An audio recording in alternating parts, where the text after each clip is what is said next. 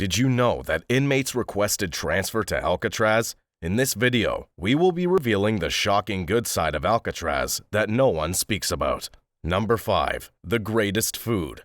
Butter-drenched potatoes, chili dogs, fried pork chops, biscuits, and gravy. You name it, they had it. The food at Alcatraz was pretty damn good. It was prepared by inmate workers under the supervision of trained correctional officers, and 3 meals a day were served, just like the cafeteria style. They were allowed to take as much as they wanted. A supper menu included soup, vegetables, starches, a meat entree, and dessert. The meals were nutritional and varied as they were authorized by the Public Health Service nutritionists. During holidays, special meals were served to the inmates, such as turkey with oyster dressing, along with gift packages that usually included cigarettes, fruits, and candy. Not only that, but an inmate musical combo was sometimes performed at mealtimes. The reasoning behind providing such great food was to avoid unnecessary inmate disturbances over poor food. Number 4. Each prisoner had their own cell.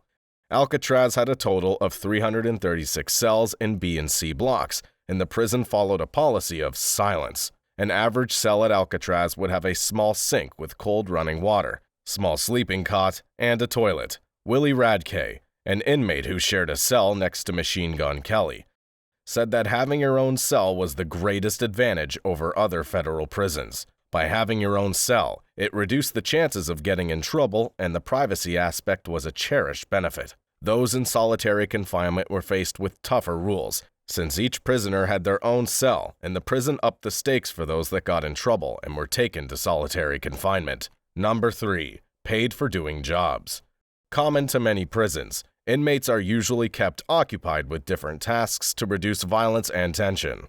Basically, the busier an inmate is, the lesser time they have to get into trouble. Inmates at Alcatraz were offered facilities such as education, work, and recreation programs. They were required to work unless they were medically unable to, or if they were violent and disruptive. Work at Alcatraz included general prison maintenance, laundry, and food preparation. Inmates were paid nominal wages. And keep in mind, cash can be a very dangerous commodity in a prison, so the wages were credited to individual accounts in the prison trust fund. Inmates then drew on their accounts to buy from prison commissary, send funds to their families, or pay fines. Number 2. Allowed to read books and other activities. Believe it or not, reading was not an educational activity at Alcatraz, but it was a leading recreational activity. All inmates had access to a library of 15,000 books, mainly left from Alcatraz's army days, and 75 popular magazine subscriptions.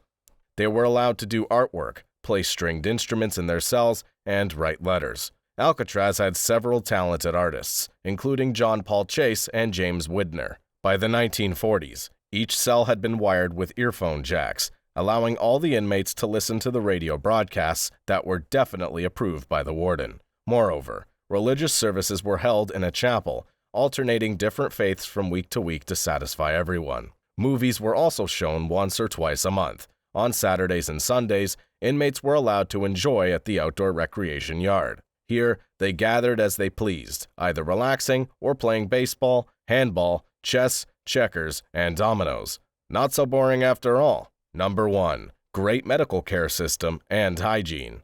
The U.S. Public Health Service was completely responsible for inmates' medical care. There was a small hospital on the second floor of the cell house, just above the dining hall. The hospital featured several small wards and is equipped with an operating room, a dental chair, and was staffed by the Public Health Service physicians, pharmacists, and dentists. Sick calls were held every afternoon, and inmates were examined and treated as necessary. As for the inmates or staff who were injured in fights or attacks, immediate emergency care was available to them. According to the memoirs of Dr. Milton Beecher, the Public Health Service medical officer at the prison in the late 1930s, he said that Alcatraz was probably the cleanest institution of its kind, with strict sanitary procedures observed in the kitchen, and compulsory hygiene standards strictly requiring all inmates to shower regularly and wear clean clothes. This is the end of today's video. What shocked you the most about the good side of Alcatraz? Let us know in the comments section below.